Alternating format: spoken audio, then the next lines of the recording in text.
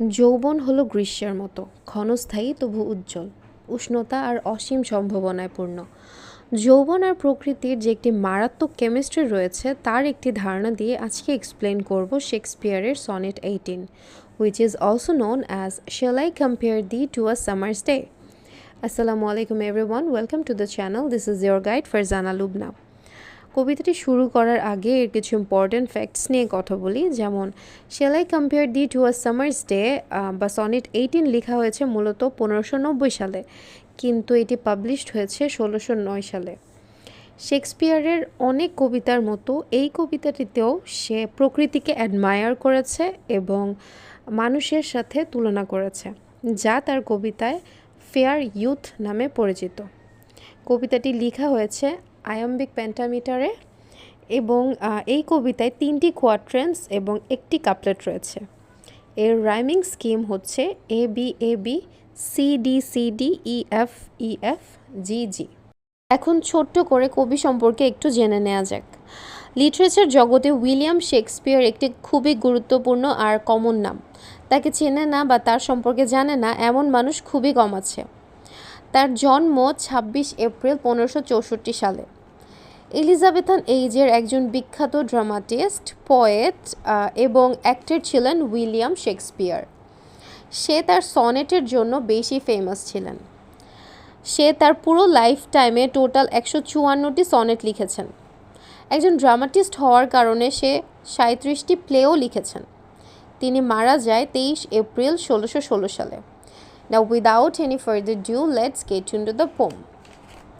Shall I compare thee to a summer's day? আমি কি তোমার তুলনা একটি গ্রীষ্মের দিনের সাথে করব? যেহেতু ইংল্যান্ড একটি শীত প্রধান দেশ, সে দেশে গ্রীষ্মের দিনগুলো বেশ সুন্দর ও আরামদায়ক হয়ে থাকে। তাই কবি প্রশ্ন করছে যে আমি কি তোমাকে একটি গ্রীষ্মের দিনের সাথে তুলনা করব? Thou art more lovely and more temperate. Old ইংলিশে দাও মানে হচ্ছে তুমি। এখানে কবি বলছে তুমি গ্রীষ্মের একটি দিনের থেকেও বেশি সুন্দর ও কোমল। Rough winds do shake the darling birds of May. May হচ্ছে বছরের সবচেয়ে গরম মাস, তো কবি বলছে মে মাসে যে বাতাস বয় তার কারণে কোমল ফুলগুলো ঝরে পড়ে। And summer's lease hath all too short a date. এবং গরমের সময়টা খুবই তাড়াতাড়ি শেষ হয়ে যায়। আমরা জানি প্রত্যেকটা সিজনই মাত্র কয়েকটা মাসই হয়ে থাকে। Sometimes too hot the eye of heaven shines. Eye of heaven, যার মানে স্বর্গীয় চোখ, এই ওয়ার্ডটি আসলে সূর্যকে ইন্ডিকেট করছে। মাঝে মাঝে গ্রীষ্মকালে সূর্য অনেক বেশি ব্রাইট হয়ে থাকে। And often is his gold complexion deemed. এবং প্রায়ই এর উজ্জ্বলতা কমতেও থাকে, অর্থাৎ সূর্যের এই যে চমক তা বাড়তে কমতে থাকে। And every fair from fair sometimes declines. এবং প্রত্যেকটা সৌন্দর্যই নষ্ট হয়ে যায়। By chance or nature's change course untrimmed. আর এমনটা হয়ে থাকে হয়তো কোনো কারণে, অথবা তার ভাগ্যের জন্য, অথবা সময়ের প্রভাবে। মানুষের যে বাহ্যিক সৌন্দর্য আছে তা আস্তে আস্তে নষ্ট হয়ে যায়। But thy eternal summer shall not fade. কবি ইয়থকে উদ্দেশ্য করে বলছে কিন্তু তোমার মনের এই যে সৌন্দর্য রয়েছে সেটা কখনোই নষ্ট হবে না। Nor lose possession of that fair thou ow'st. এই সৌন্দর্যটা সবসময় একই থাকবে এবং তোমার মধ্যেই থাকবে। নর শ্যাল ডেথ ব্রেক দাও ওয়ান্ডারস্ট ইন হিজ শেড। মৃত্যু তোমার এই আভ্যন্তরীণ সৌন্দর্যটা নষ্ট করতে পারবে না, তুমি অমর হয়ে থাকবে।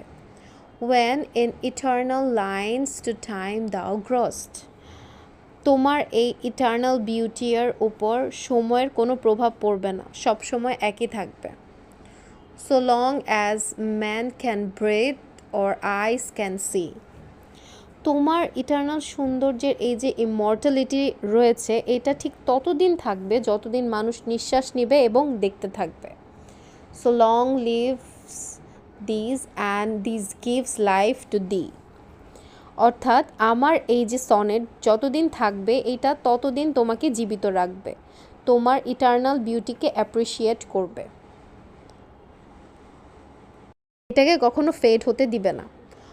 অর্থাৎ মানুষের যে বাহ্যিক সৌন্দর্য রয়েছে তা এক সময় নষ্ট হয়ে গেলেও তার আভ্যন্তরীণ যে সৌন্দর্য তা কেউ নষ্ট করতে পারে না, এটা সবসময় একই রকম থাকবে। সুতরাং এটিই ছিল আজকের কবিতা শেক্সপিয়ারের sonnet 18। Thank you. If you like the video, then subscribe to the channel and keep supporting. Thank you.